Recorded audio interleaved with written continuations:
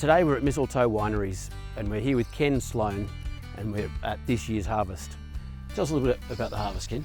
Well, we've just gotten underway, January 25th. It's about the time that we normally start. We normally say around Australia Day we commence harvest, and so we're pretty bang on this year. It's been an interesting year in the lead up. We've had a fair bit of rain, a bit of hail damage, so we've written our Chardonnay off. I don't think we'll harvest anything much there.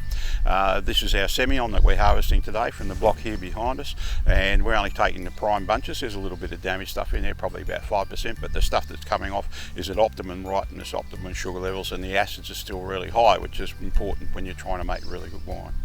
So it's been a pretty good harvest, pretty good year this year? A good kick-off to it. As they say, it's not over until the weight challenge person sings out, and so the thing is that it's not finished until we get it all in the winery. So this is only the start. So we've got probably another 3 weeks of harvest in front of us in Hunter.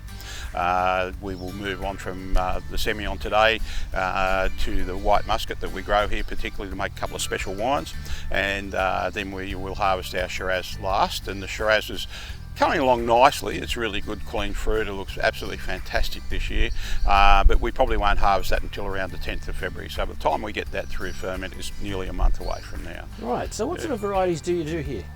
We grow, on this block here, we grow Chardonnay, we grow Semillon, Shiraz, and we also grow a particular white muscat which is called Muscat Blanca Petit Grain, and that's the basis of our Moscato, which is a feeding of Moscato, and also for our fortified white muscat. In addition to that, we buy fruit in from other growers, and so the Chardonnay that we're not getting from here, we've got that covered with a couple of other growers growing for us. We've got extra Shiraz coming in from growers within Hermitage Road, the majority of it. And the guy who's looking after the harvest here today, he supplies us with Shiraz for our rosés, and rosés are one of our biggest selling wines, so that's always critical each year as well, but that looks pretty good as well. Right, so you do have a great variety. Yeah, we do. We also bring a bit of fruit from outside the area to supplement what we've got here. The main reason behind that is the insurance policy for when we have a really bad year in the Hunter. Our motto is quality without compromise. So in those years where the fruit's just not good enough, we won't make any wine from it. We'd rather see it on the ground than wear our name in a bottle when it's an inferior product. And so that's our approach to it. And so we buy a bit of fruit from young. So we bring things that don't grow so well in the Hunter, primarily Cabernet, Merlot, Viognier, that sort of thing. But we've also been making Pinot Noir from Tumbarumba, and that's proven very, very popular. Now, it is a great time to be up at the Hunter this time of year, isn't it? Oh yeah, it can get a bit warm, but we've had a really cool summer this year so far. We had a bit of a hot burst in November, but then it just has been quite moderate really.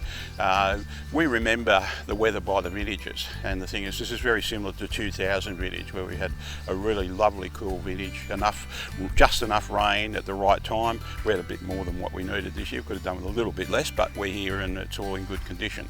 And so the thing is that like 2000, I think this vintage will produce some pretty smart wines. Right, how long have you been here? We established Mistletoe in 1989. My wife and I have been coming to the Hunter since 1965, so we have a long, long association with the area. We love it, and this view is what we see out of our lounge room window. And so this is a great view. It is a great view, yeah. So you should come and try to check this place out. Yeah, we're open every day of the year except for Christmas, Boxing Day and New Year's Day, and and with the grounds here, there's a place where people can have a picnic if they want to and wander around. There's a sculpture garden as well as the art gallery and the cellar door.